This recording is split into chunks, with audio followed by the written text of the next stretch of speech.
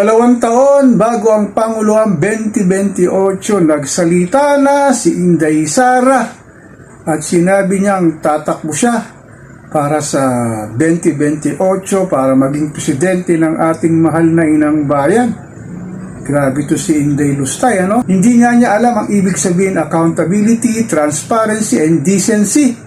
Grabe talaga, ano? At tatakbo pa siya bilang Pangulo ng ating mahal na inang bayan. Grabe, sa ika-4 na impeachment na sinasabing inahain sa kanya. Ang sabi ng ilang political analysts, pag hindi raw nag-materialize ang impeachment laban sa kanya, sasabihin na naman pinupolitika siya.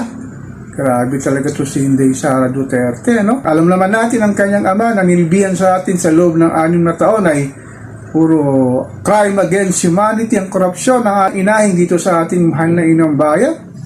Tapos ang lakas ng loob dito si Sara Duterte para sabihin niya na siya'y tatakbo sa 2028. Hindi niya kayang ipaliwanag kung saan niya dinala ang kanyang confidential funds sa kanyang Office of the Vice President at sa kanyang pinamumuna ang dating DepEd na sinasabing binalahura niya ang salapi ng ahensya kasama nga ang kanyang opisina, ang Office of the Vice President. Tapos may lakas ng loob pa siya para kumandidato sa darating na halalang pampresidente sa 2028. Grabe itong mga nananampalataya sa kanya, mga sinasabing DDS hanggang ngayon masyadong nabubulagan sa kanya mga pinagsasabi na alam naman natin kung magsalita ito si Sara Duterte, walang sustansya, walang laman ang kanyang mga talumpati, ano?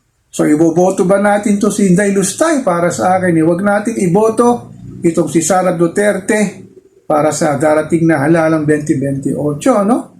Sa walang humpay nagpagtaas ng inflation, presyo ng pangunahing bilihin, pagtaas ng krudo gasolina, kawalan ng healthcare system dito sa ating mahal na inang bayan, at ang kanyang dating hinahawakan na DepEd na bilalahura nga niya, ang kawalan ng magandang sinasabing edukasyon dito sa ating mahal na inang bayan. Ay dapat bang umupo bilang Pangulo ng Pilipinas itong sinasabing Inday Lustay na naglustay sa kaban ng bayan. So ako po si Papa Ken, patuloy po ako magmimiran, magmamatyak dito sa pang-araw-araw na kaganapan dito sa ating mahal na inang bayan.